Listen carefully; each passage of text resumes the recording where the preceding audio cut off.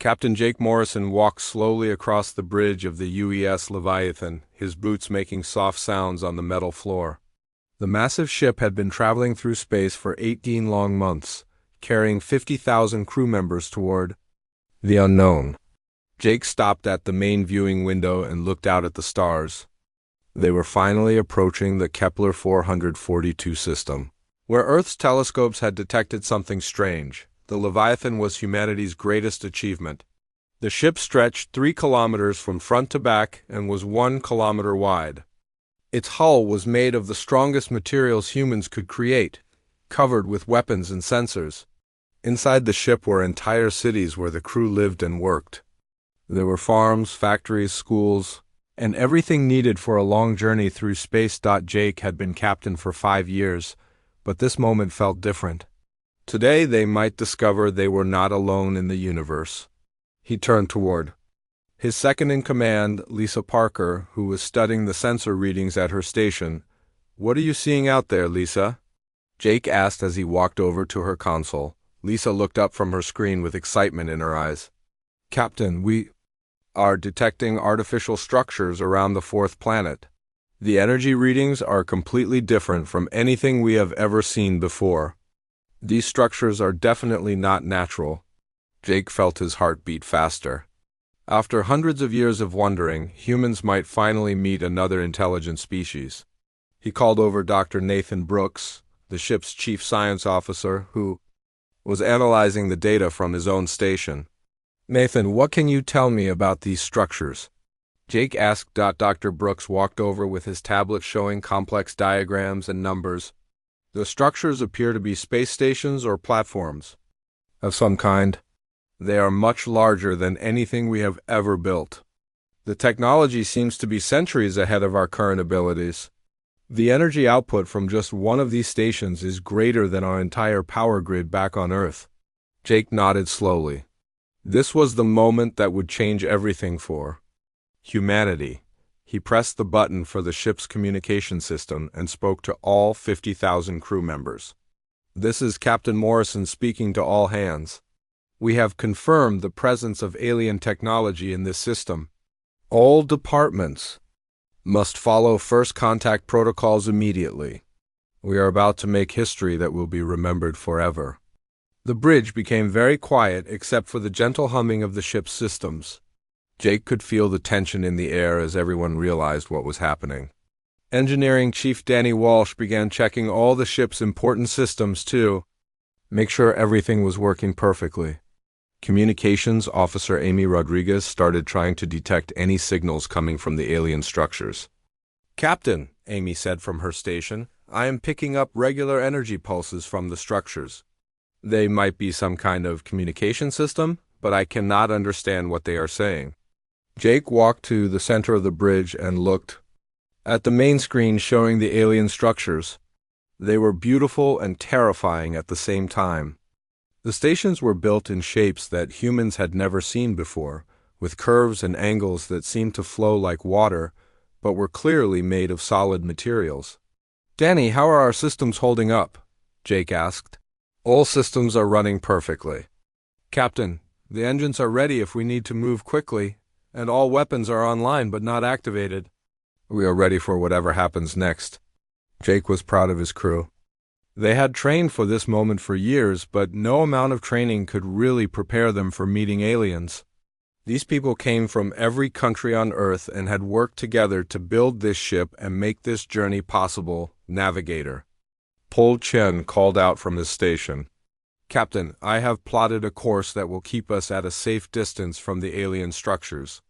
We can observe them without getting too close in case they see us as a threat." "Good work, Paul. Take us to that position slowly. I want to observe these structures and try to understand what we are dealing with." As the Leviathan moved closer to the alien structures, more details became visible on the main screen.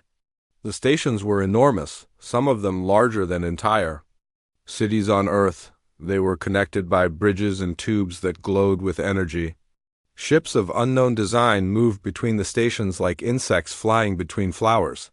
Tactical Officer Kelly Martinez was studying the defensive capabilities of the alien structures.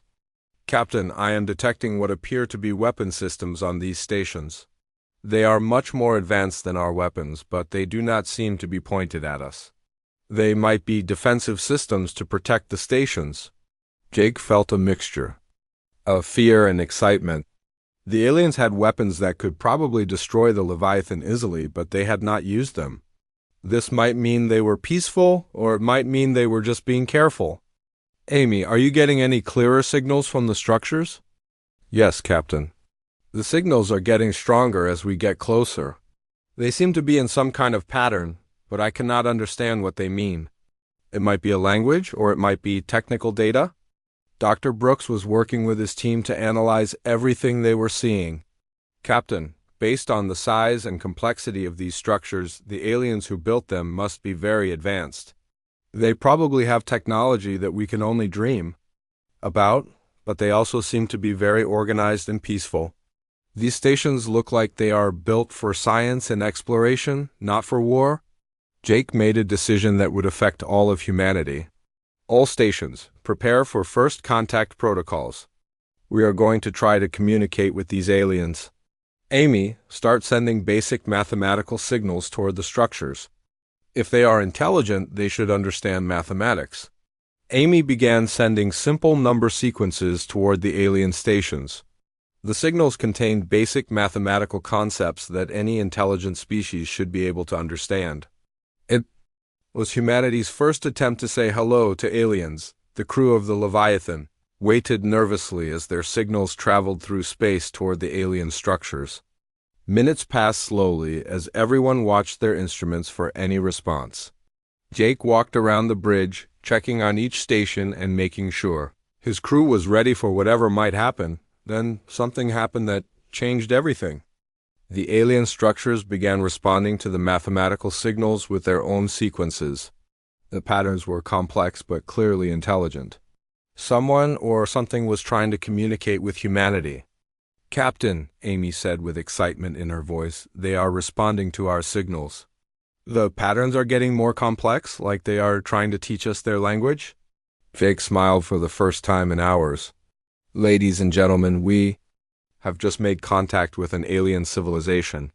Whatever happens next, we have proven that humanity is not alone in the universe. Supreme Commander Veltar stood in the center of the Nexus Command Center, watching the approaching human vessel through the crystalline walls that surrounded him. The Zephyrian leader had 6 arms that moved gracefully as he studied the data flowing across multiple screens. His blue-scaled skin reflected the light from the displays, and his large eyes could see details that would be impossible for humans to notice. The Nexus was built high above the Zephyrian homeworld, floating in space like a giant jewel. From here, Veltar could see the entire star system and all the ships that moved through it.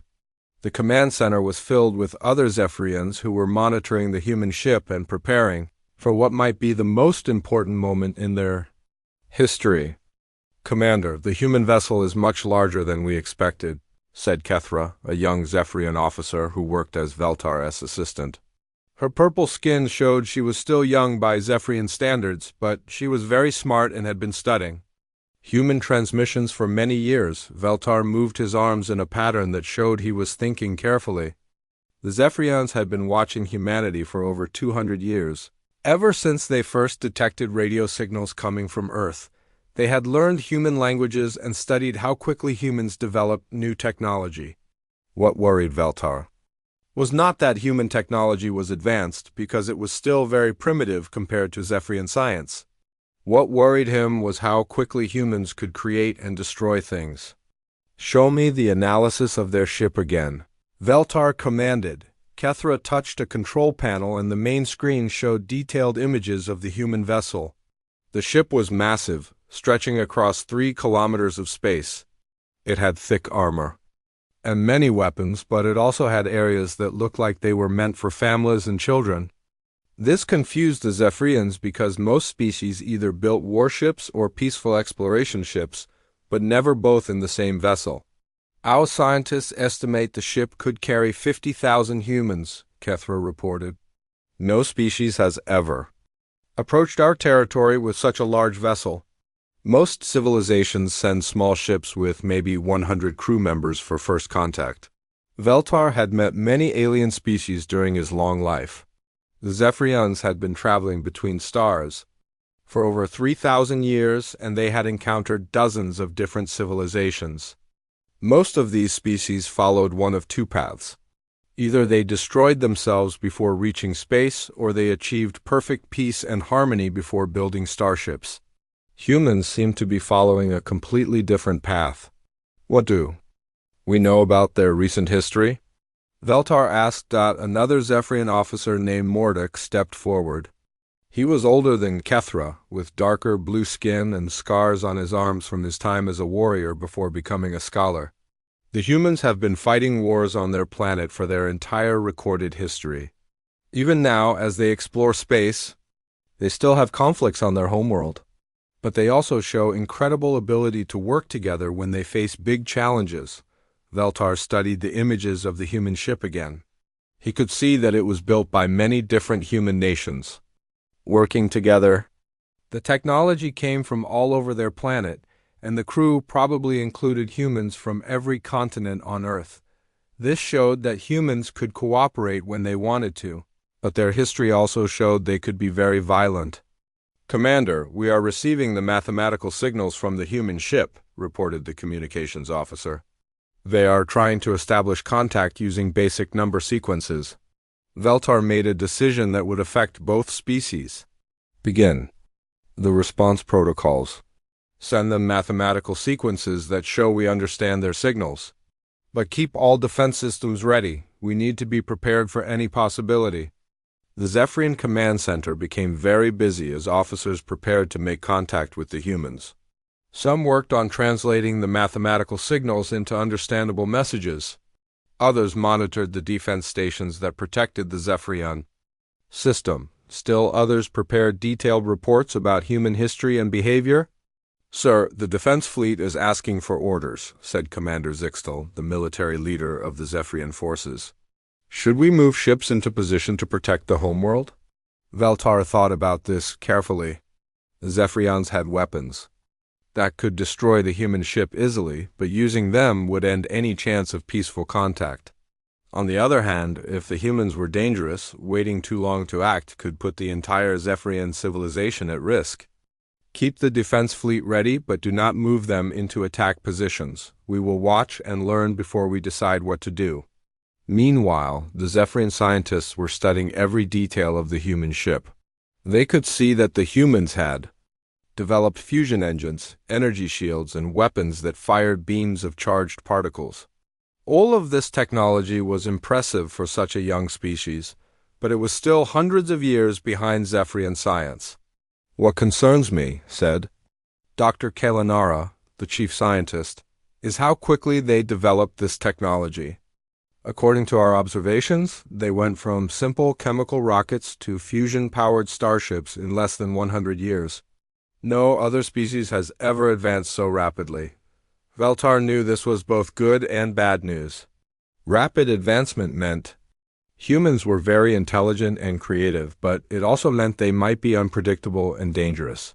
Species that developed too quickly sometimes made terrible mistakes that destroyed themselves or others. "Commander, the humans are sending more complex signals now," reported the communications officer. "They seem to be trying to establish a basic language protocol." Veltar made another important decision: respond to their signals. Show them that we understand and that we want to communicate, but do not give them any information about our technology or our defenses yet. The Zephyrian response was sent toward the human ship, carrying the first alien message that humanity would receive.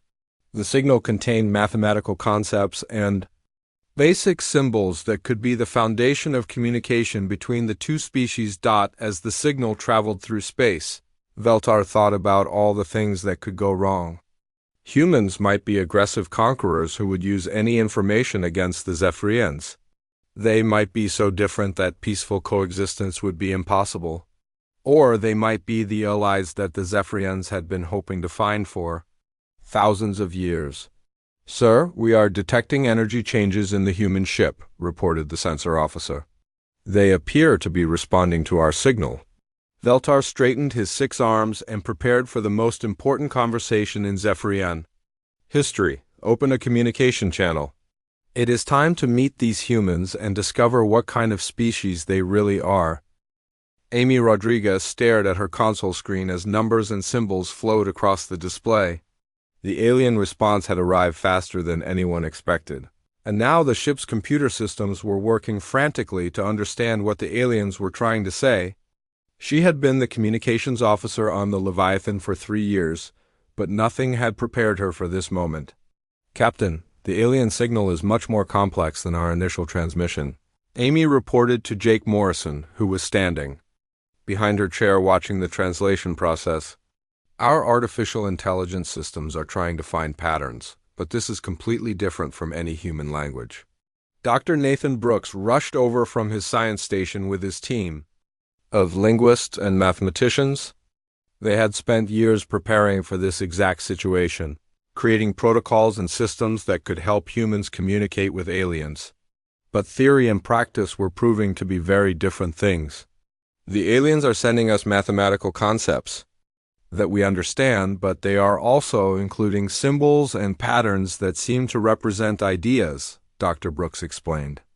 "It's like they are trying to build a bridge between our minds using mathematics as the foundation." Jake felt the weight of history on his shoulders. Every word he spoke from this moment forward would be remembered forever. He was about to become the first human to have a real conversation with an alien being, and he knew that his choices could determine whether humanity would find friends or enemies among the stars. "How long do you need to establish basic communication?" Jake asked Amy. "The computer is learning their patterns quickly. Maybe 10 more minutes for basic concepts, but it could take hours for complex ideas," she replied, her fingers dancing across the keyboard as she helped the translation systems understand the alien language. Meanwhile, the bridge crew continued their work while history unfolded around them. Navigator Paul Chun kept the ship at a safe distance from the alien structures, while Tactical Officer Kelly Martinez monitored the defensive systems of both the Leviathan and the alien stations. Everyone could feel the tension in the air as they waited to see what would happen next. "Captain, I am detecting movement from the alien structures," Kelly reported. "Several small ships are leaving the stations and moving in our direction. They do not appear to be moving aggressively, but they are definitely coming toward us." Jake's heart rate increased. "How many ships and how fast are they moving?" 6 vessels, moving at approximately half the speed we would use for a peaceful approach. If they wanted to attack us, they would probably be moving much faster." Dr. Brooks was studying the sensor readings of the approaching ships. "The energy signatures are incredible. Each of those small ships has more power than our entire vessel. Their technology is definitely far ahead of ours." Jake made a decision that would affect the entire conversation. "All stations maintain peaceful positions. Do not charge weapons or make any movements that could be seen as threatening. We are here to make friends, not enemies." "Captain," Amy suddenly called out with excitement in her voice, "I think we have basic communication established. The computer has identified key symbols and mathematical relationships. We can try to send simple messages now." Jake walked to the center of the bridge and looked at the main screen showing the alien structures. This was the moment that would change everything for humanity. He took a deep breath and spoke the words that would be the first official communication between humans and aliens. "Amy, open a channel and translate my words into their symbol system." "Channel open and translation system ready, Captain." Jake spoke slowly and clearly, knowing that every word was important. "This is Captain Jake Morrison of the United Earthship Leviathan. We represent the human species from the planet Earth. We come in peace, seeking knowledge and friendship among the stars. We wish to establish diplomatic contact with your civilization." The message was converted into the alien symbol system and transmitted toward the structures. The bridge became completely silent as everyone waited for a response. Seconds felt like hours as the signal traveled through space and the aliens processed what humanity had said. Then the response came, and Amy's translation systems worked to convert the alien symbols back into English. The voice that came through the speakers was strange and musical, but the words were clear enough to understand. Greetings, humans of Earth. I am Supreme Commander Veltar of the Zephyrian Collective. Your arrival has been anticipated. We have observed your species' development for many of your generations. We welcome this opportunity for contact, though we must proceed carefully for the safety of both our peoples. Jake felt a mixture of relief and concern.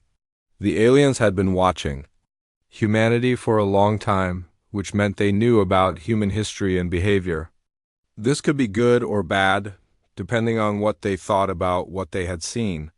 Amy, send a response expressing our gratitude for their welcome and our desire to establish peaceful relations. Amy quickly translated Jake's words and sent them to the aliens. The response came back even faster this time, as if the alien commander had been expecting this conversation. We appreciate your peaceful intentions, Captain Morrison. However, we must be honest with you. Your species has shown both great potential and great danger. We have watched your wars and your achievements. Before we can establish full diplomatic relations, we need to understand which path humanity will choose among the stars. Dr. Brooks looked up from his analysis station with concern on his face. Captain, the approaching alien ships have stopped just outside weapon range. They are not threatening us, but they are definitely in a position to defend themselves if needed. Jake realized that this conversation was more than just first contact. The aliens were evaluating humanity to decide whether humans could be trusted. With advanced technology and membership in whatever galactic civilization existed beyond Earth's solar system. Commander Veltar, we understand your concerns. Humanity has indeed had conflicts in our past, but we have also shown the ability to work together when faced with great challenges. The crew of this ship includes people from every nation on Earth, working together for the good of all humanity. That is encouraging, Captain Morrison. But we have seen many species make similar claims. Actions speak louder than words in the vastness of space. We would like to propose a way for your species to demonstrate your true intentions. Jake felt his pulse quicken. What kind of demonstration do you have in mind? There are other civilizations in this region of space. Some are peaceful traders who could benefit from contact with humanity. Others are aggressive empires that would see your large ships as threats. Still, others are dying civilizations that could be saved with the right help. How humanity chooses to interact with these species will show us your true nature. The bridge crew looked at each other with understanding. This was not just a meeting between two species. It was a test that would determine humanity's future among the stars. Jake Morrison stood in the center of the bridge, feeling the weight of his entire species' future pressing down on him. The conversation with Supreme Commander Veltar had taken an unexpected turn, and now humanity was facing what appeared to be a test that would determine their place in the galaxy. The alien ships remained positioned around the Leviathan, close enough to communicate clearly, but far enough away to react if things went wrong. Commander Veltar, can you tell us more about these other civilizations you mentioned? Jake asked, trying to keep his voice steady. Despite the importance of the moment, the alien commander's response came through the translation systems with that same musical quality that made his words sound almost like singing.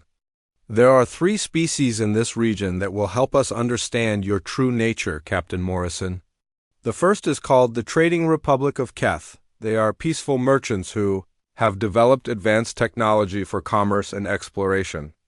They would welcome new trading partners and could offer your species valuable knowledge. Dr. Nathan Brooks was recording everything and analyzing the implications of what they were hearing. He looked up from his console and whispered to Jake, "This could be incredibly valuable for humanity. Advanced alien technology through peaceful trade would accelerate our development by centuries." Veltar continued his explanation. The second civilization is the Dominion of Rax. They are an aggressive empire that has conquered 12 star systems in the past 1,000 years. They see all other species as either subjects to be controlled or threats to be eliminated. They would view your large ship as a challenge to their power. Tactical Officer Kelly Martinez immediately began analyzing this information. Captain, if this Dominion is as aggressive as the commander suggests, they could pose a serious threat to Earth itself. We need to consider the defensive implications.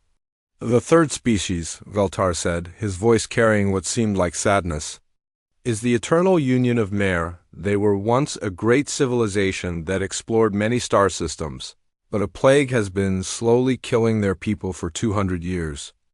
They have the knowledge to cure themselves, but they lack the resources and energy to implement the solution.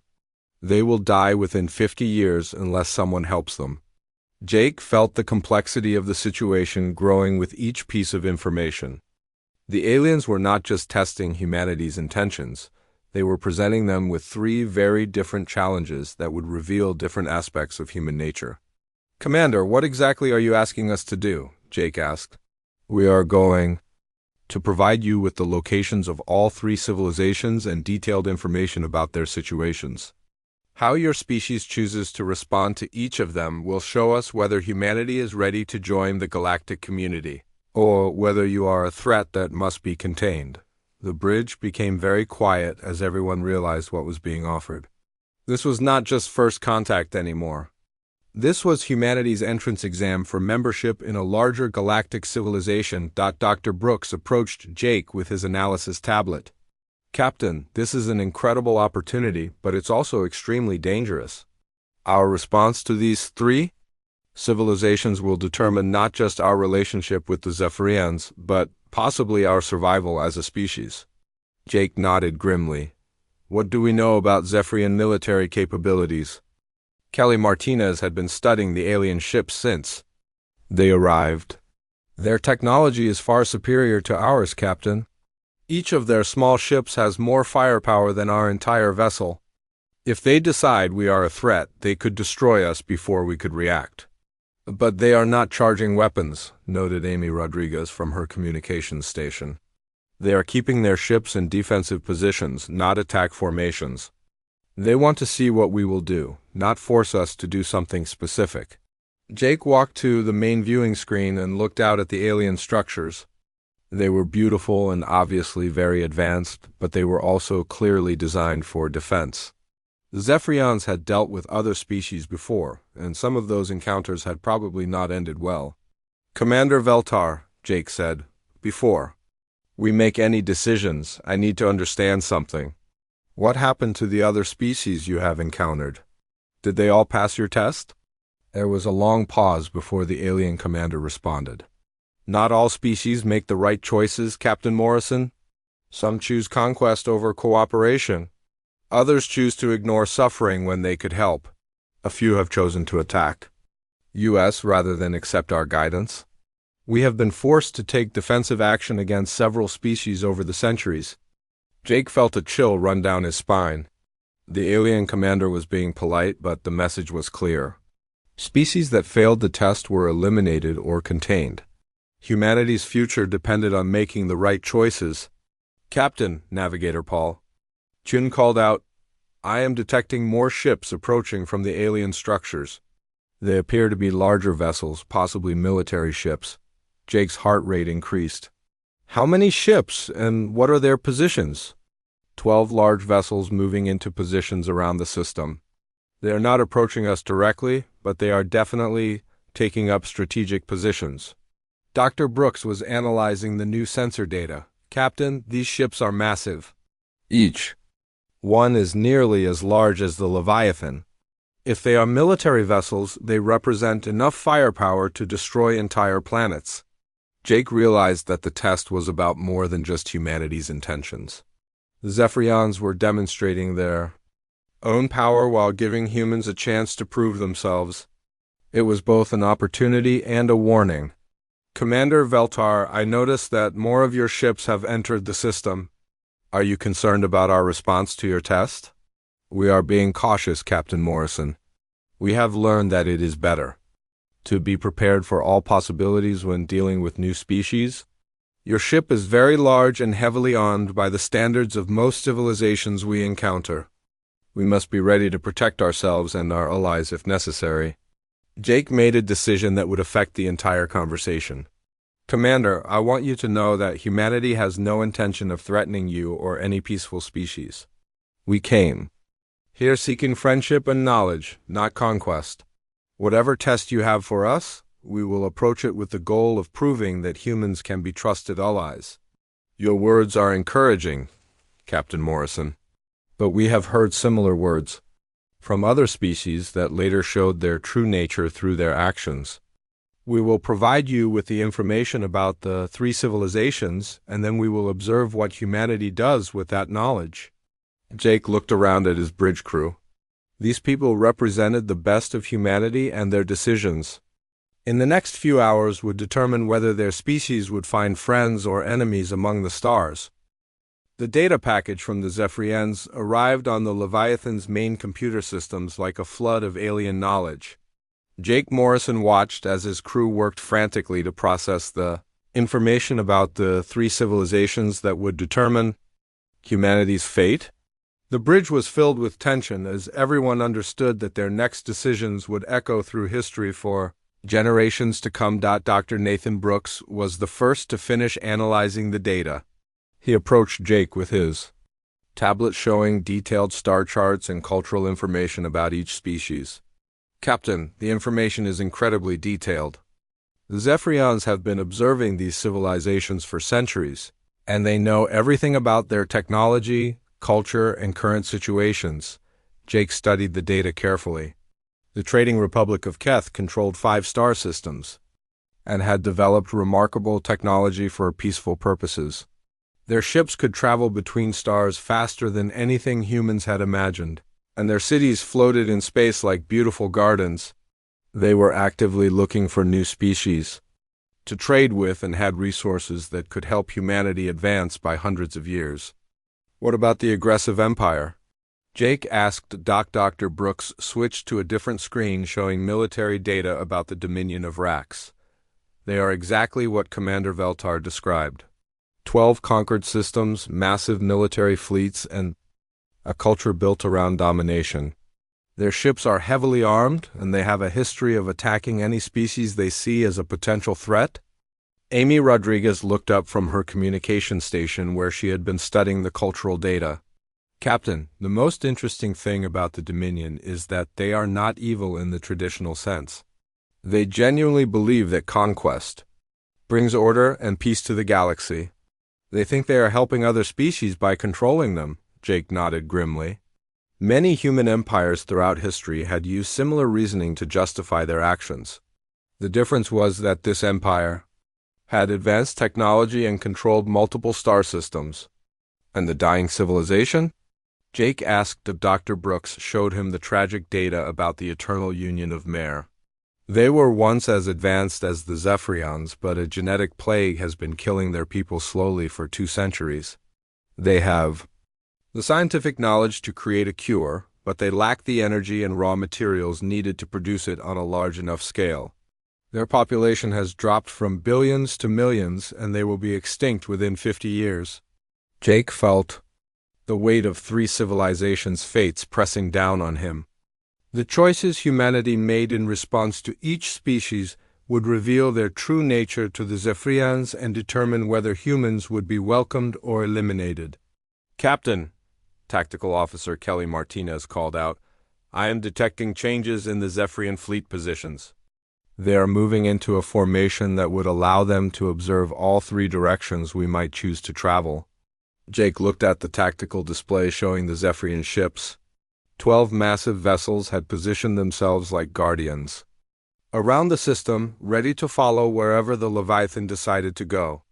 It was both protection and surveillance, ensuring that the Zephyrians would see exactly how humanity handled each situation. Commander Veltar, Jake said into the communication system, we have reviewed the information about the 3 civilizations. Before we make our choice, I want you to understand something about humanity. We are not perfect, and our history contains both great achievements and terrible mistakes. But we have always tried to learn from our failures and become better than we were before. The alien commander's response came through clearly. That is exactly what we hope to hear, Captain Morrison. Growth and self-improvement are signs of a mature civilization. But words alone cannot show us your true intentions. We must see your actions. Jake made a decision that surprised everyone on the bridge. Commander, we choose all three civilizations. We want to establish peaceful trade with the Republic of Keth. We want to help save the Eternal Union of Mer. And we want to find a way to coexist peacefully with the Dominion of Rax without compromising our principles. The bridge fell silent, as everyone realized what Jake had just committed humanity to doing. This was not just choosing one test, but taking on three enormous challenges simultaneously. Dr. Brooks looked concerned. Captain, attempting to deal with all three civilizations at once could be extremely dangerous. We do not have the resources or experience to handle such complex diplomatic situations. Jake turned to face his entire bridge crew. That may be true, Nathan, but it is exactly what humanity would do. We do not choose the easy path when we can help others. We do not ignore suffering when we have the power to end it. And we do not start fights, but we also do not run away from bullies. Commander Veltar's response took longer than usual, as if the alien leader was consulting with others about humanity's unexpected choice. When he finally spoke, there was something different in his tone that the translation systems picked up as surprise and approval. Captain Morrison, no species has ever chosen to engage with all three civilizations simultaneously. Most choose the easy path of trading with Keth while avoiding the others. Some choose to fight the Dominion to prove their strength. A few have chosen to help the Mare to show their compassion. But none have attempted all three. Jake felt his heart beating faster. Does that mean we have failed your test? On the contrary, Captain. You have exceeded our expectations. The willingness to take on difficult challenges for the benefit of others is exactly what we look for in potential allies. However, choosing this path means you will need help to succeed. Amy Rodriguez looked up excitedly from her station. Captain, I am receiving new data from the Zephyrian ships. They are sending us detailed tactical and diplomatic information about all three civilizations. Commander Veltar's next words changed everything for humanity. Captain Morrison, the Zephyrian Collective would be honored to assist humanity in these endeavors. We will provide ships, technology, and guidance to help you establish trade with Keth, develop a cure for the Mare Plague, and find a peaceful solution to the Dominion problem. Jake felt a wave of relief and excitement wash over him. Commander, are you saying that humanity has passed your test? You have not just passed, Captain. You have shown us that humans possess the rare combination of courage, compassion, and wisdom that makes for excellent allies. Welcome to the galactic community. Let us work together to make the universe a better place for all species. The bridge crew of the Leviathan erupted in quiet celebration as they realized that humanity had just taken its first steps toward becoming a true spacefaring civilization.